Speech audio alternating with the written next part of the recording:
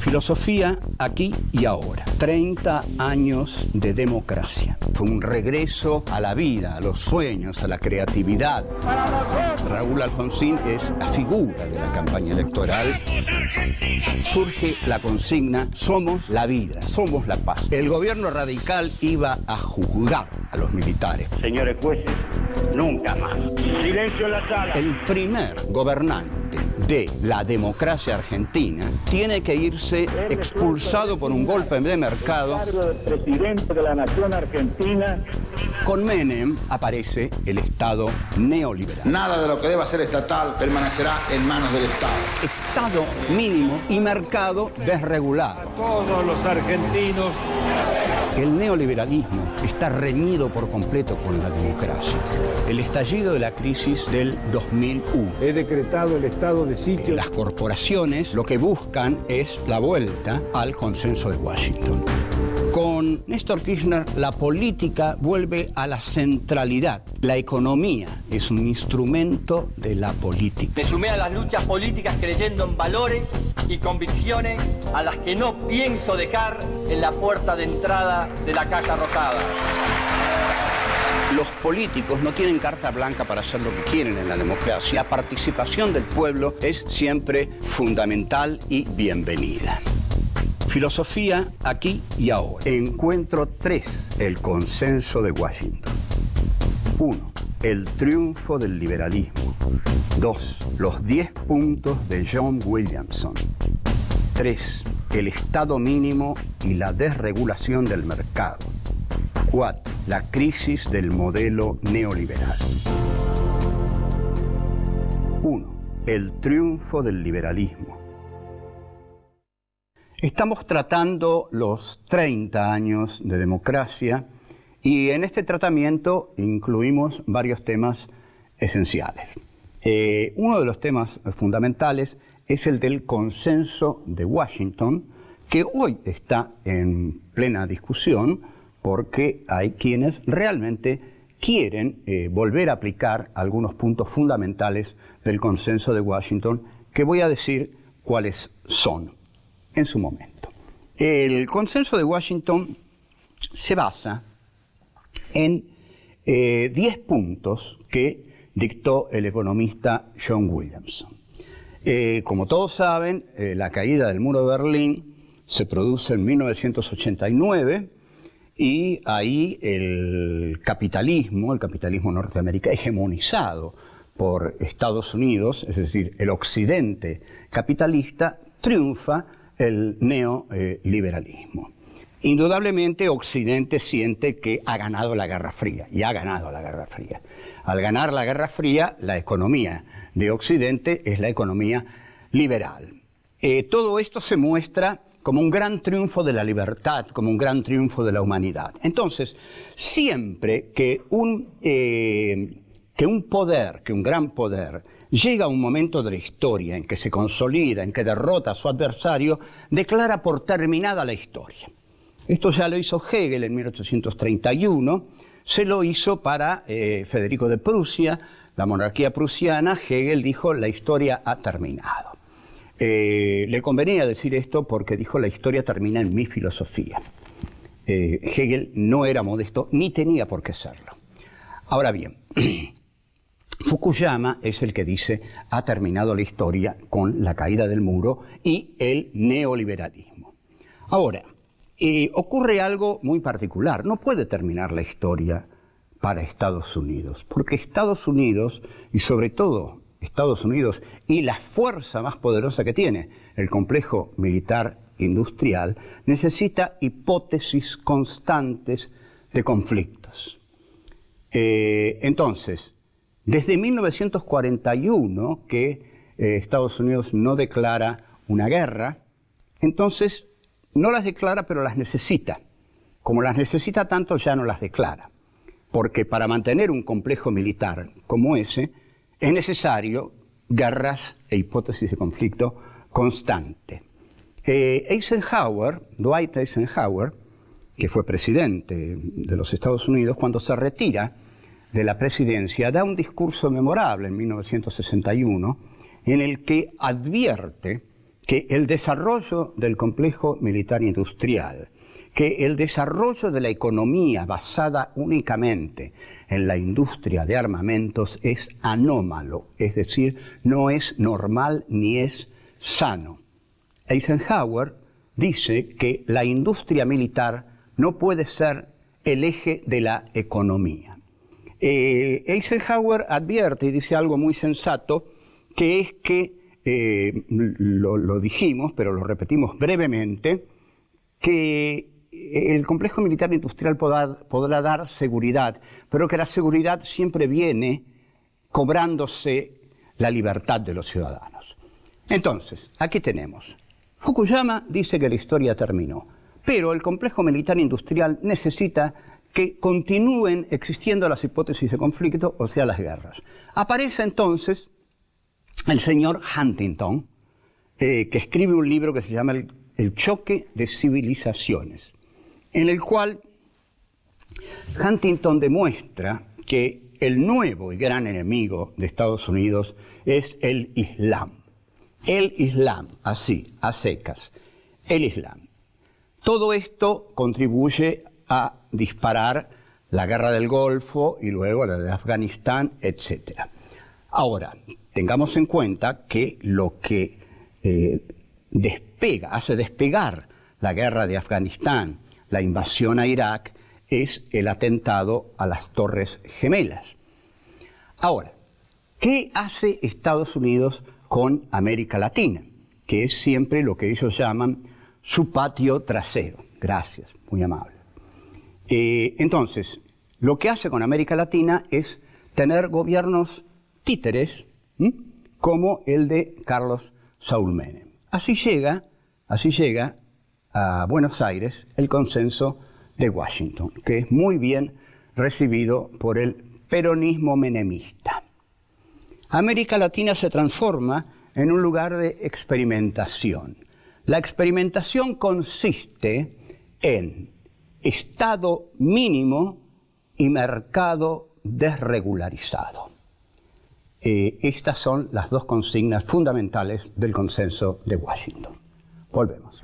2. Los 10 puntos de John Williamson.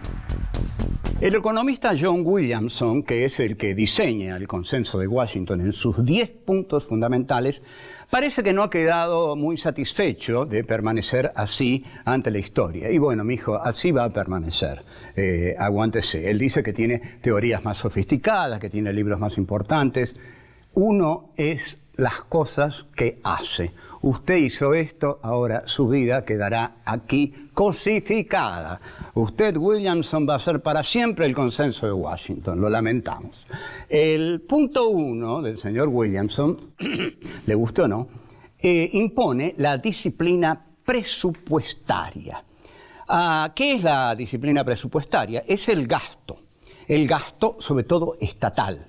Entonces, el Estado debe reducir todos sus gastos, con lo cual el Estado debe reducirse, debe llegar a ser un Estado mínimo. Como lógica conclusión o resultado de los 10 puntos de Williamson, aparece una metáfora que el gobierno de Menem se encarga de impulsar y los economistas que están a su alrededor, Cavallo, Alzogaray un poquito más atrás, pero fundamentalmente Domingo Cavallo, que es un agente de los capitales internacionales, comienzan a hablar de la metáfora del derrame. Empiezan a hablar del derrame. ¿Qué es el derrame?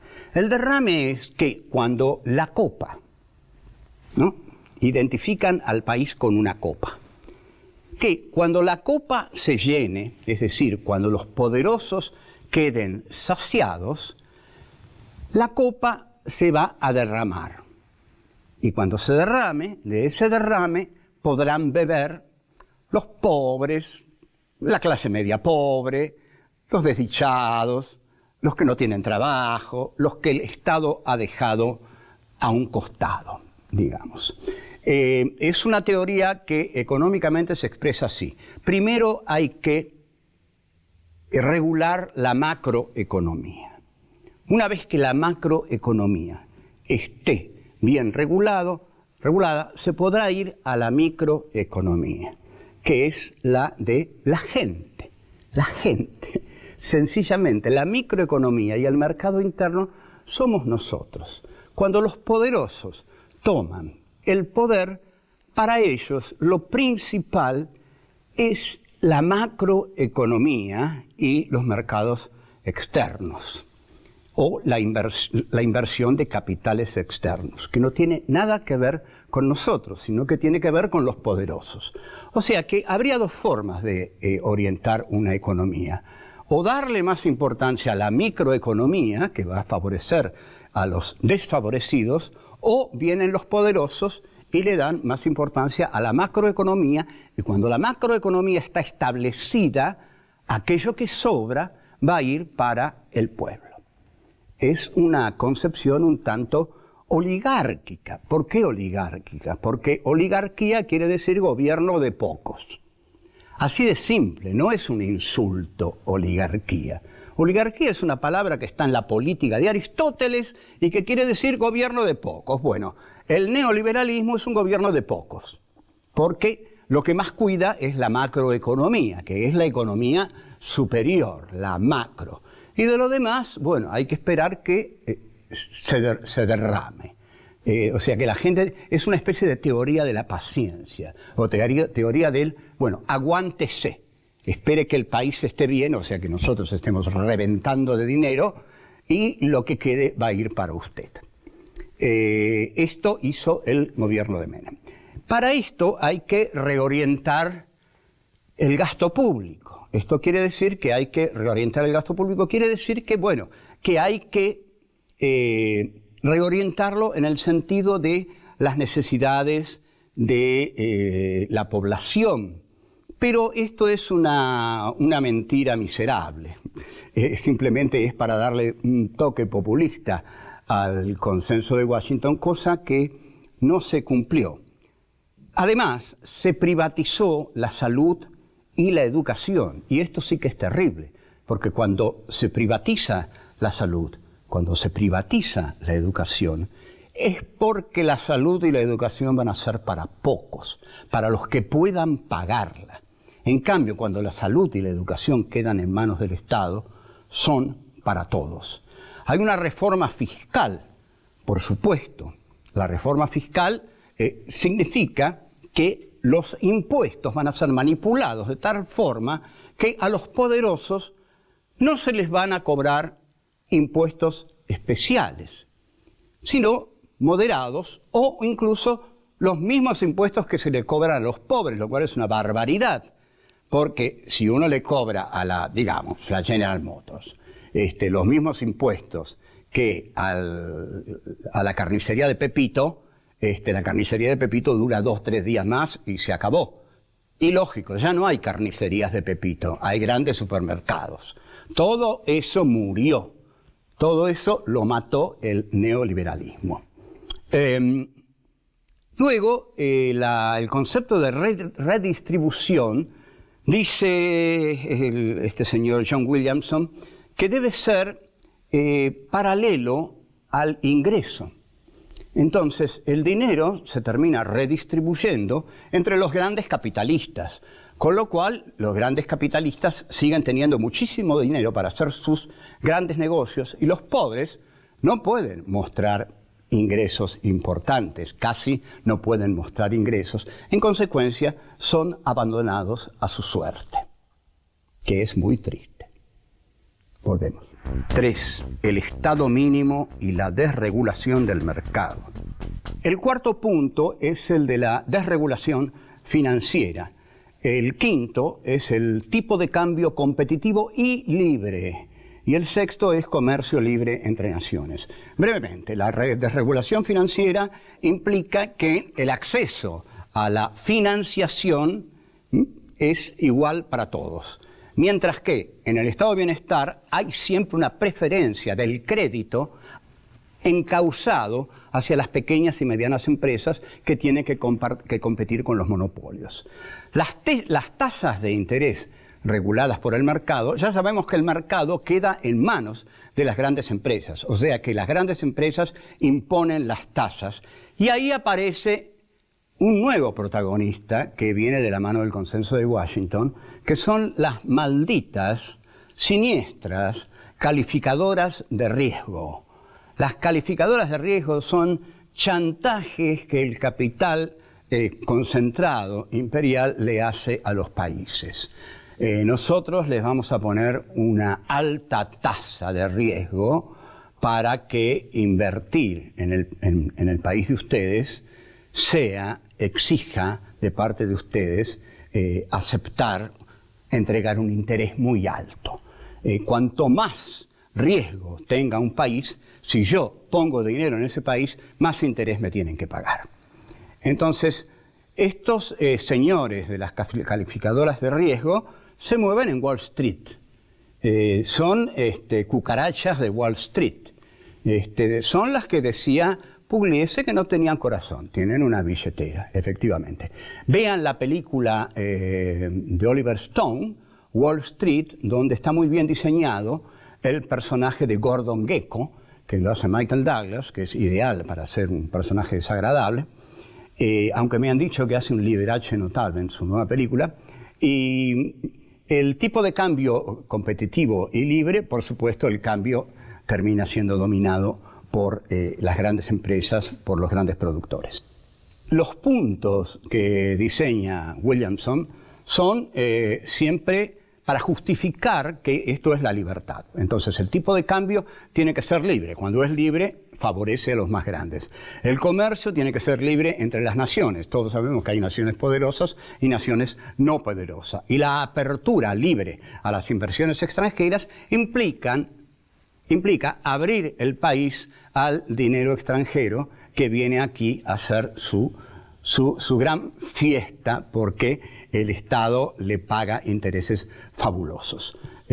Todo lo que hemos visto, privatización de empresas públicas, implica que las empresas públicas se venden, se malvenden y ese dinero va a la corrupción menemista. Los mercados se desregulan, son libres, tal como el poder lo quiere, y el poder pide seguridad en los derechos de propiedad.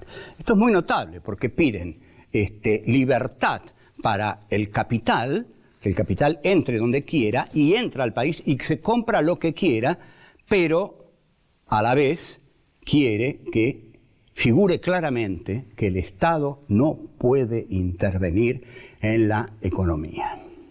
Entonces, el Estado queda fuera de las decisiones económicas que quedan en manos de los banqueros de aquí y de los organismos internacionales. Se produce así una desnacionalización de la economía y hasta diría una extranjerización de la economía que queda en manos del Fondo Monetario, del Banco Mundial y de las calificadoras de riesgo. Con esas tres herramientas se tiene el dominio del país y si se cuenta con un Estado adicto y con una población de ese Estado que acepta este estado de cosas, esta situación de cosas, bueno, la fiesta menemista se explica desde ahí. La soberanía nacional fue el punto central del primer peronismo. Esa soberanía nacional que el primer peronismo expresó en su política de nacionalizaciones y en su política de creación de los derechos populares y la sindicalización del pueblo, fue desmantelada por completo por el menemismo, que también es peronista. Entonces, democratizar el mercado significa fortalecer el Estado. Para democratizar el mercado, el Estado tiene que intervenir y defender a los pequeños productores. Entonces, a ver si esto queda claro, la batalla de hoy en la Argentina es entre un Estado fuerte, intervencionista y un Estado de bienestar, y un Estado débil con una economía desregulada, librada a su propia dinámica, que favorece a las grandes empresas. Volver a la economía de los 90 es volver a esta concepción de la economía. Estado débil y mercado desregulado que se lo devoran los grandes monopolios. Esto produce un gran desempleo, porque al no existir una industria que incorpora a aquellos que están sin trabajo al trabajo, y la pequeña y mediana empresa da mucho trabajo, millones de personas van a la marginalidad. Y los negocios lo hacen, la clase política y los grandes monopolios internacionales. Eso fue el menemismo y eso muchos tienen ganas de que vuelva. Tratemos de evitarlo. Hasta luego. Vuelvo. 4. La crisis del modelo neoliberal. Pero no todo termina tan feliz. Todos aquellos que estaban disfrutando del 1 a 1, que estaban viajando, todos aquellos que estaban muy felices y muy unidos al estar contra Menem, porque todos los intelectuales, todos los progresistas estaban contra Menem, cosa que en la década siguiente se va a demostrar que esas mismas personas están muy enfrentadas ante otro tipo de políticas. Pero estar contra Menem nos unía a todos, éramos todos hermanos contra Menem, que también nos llamaba hermanos y hermanas, no sé si ustedes recuerdan, hermanos y hermanas. Pero el Estado neoliberal se produce su colapso en el año 2001, un año muy interesante, porque asume una experiencia casi incalificable en la política argentina, que es la alianza. El gobierno de Fernando de la Rúa, Chacho Álvarez, ese gobierno lamentable que entrega el país, lo rifa, que pide dólares a montones con un blindaje, que lejos de ser un blindaje es un desmantelamiento total del país, produce una rebelión de la gente, un estado de hartazgo con la clase política. Porque nosotros empezamos diciendo que los políticos tienen que representar al pueblo. Cuando se representan a sí mismos, en algún momento el pueblo se da cuenta de que está siendo engañado. Surgen así las asambleas populares, que son asambleas de democracia directa. La democracia directa es la que surge cuando la democracia por representación desengaña por completo al pueblo y el pueblo decide asumir su propia expresión a través de la democracia directa. En la democracia directa tiene mucha importancia un concepto de Deleuze y Guattari, de un libro que se llama 1000 mesetas, que es una figura tomada de la botánica, que es el rizoma.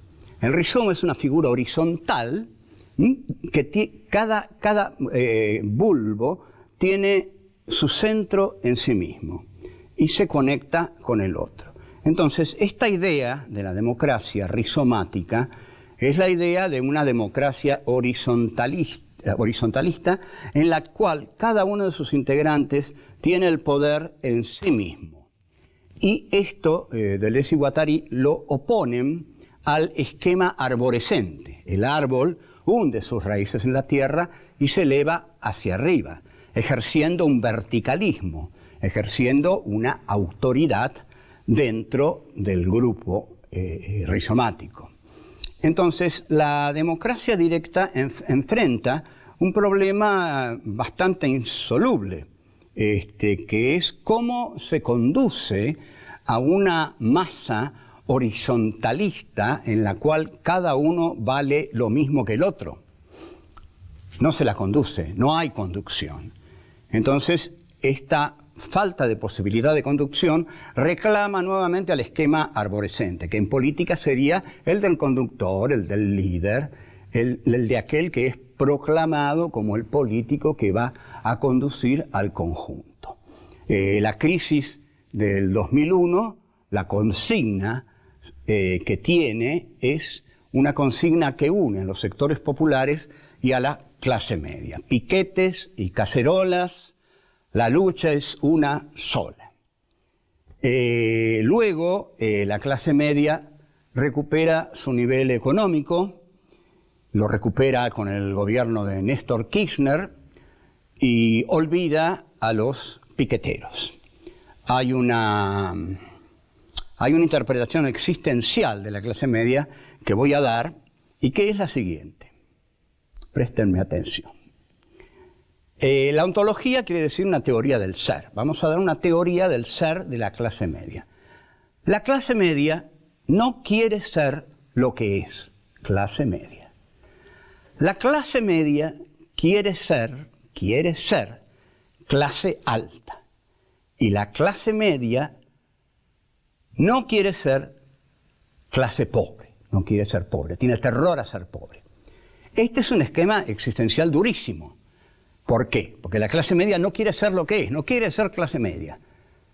Quiere ser algo que no va a ser nunca, clase alta, y tiene mucho miedo de ser algo que no es, pero puede ser, clase baja. En esta coyuntura, ¿qué hace la clase media? Bueno, cuando la derecha arroja a la clase media a la pobreza, la clase media se une a los pobres y larga esa consigna. Piquete, cacerola, la lucha es una sola. Entonces surgen los gobiernos populistas y la clase media está contenta hasta que recupera su nivel adquisitivo. Cuando recupera su nivel adquisitivo, la clase media se harta de los gobiernos populistas y se une a las clases altas, que es algo que quiere denodadamente. Cuando se une a las clases altas la vuelven a hundir en la pobreza. Y ahí entonces vuelve a reclamar a los gobiernos populistas. O sea, de este círculo realmente viscoso y vicioso, Argentina y América Latina tienen que salir de esto. Lo cual exigiría una decisión por parte de la clase media de qué quiere ser. ¿Qué quiere ser? ¿A quién se quiere unir? Yo diría que tiene que reconocer que su destino está más cerca de las clases pobres de lo que cree, porque las clases altas gobiernan exclusivamente para ellas y si necesitan mandar a las clases medias a la pobreza, las van a mandar. Entonces, el consenso de Washington que hemos venido estudiando excluye la posibilidad democrática porque es un consenso establecido para los grandes propietarios, para los grandes capitales, para la ausencia de un Estado que proteja a la ciudadanía pobre. Entonces, es antidemocrático. Nosotros, entonces, no estamos con el consenso de Washington porque estamos con la democracia de la cual seguimos festejando sus 30 años. Pero no vale solo con festejarlos. Hay que defenderlos y defender sobre todo su continuidad. Chao, hasta luego.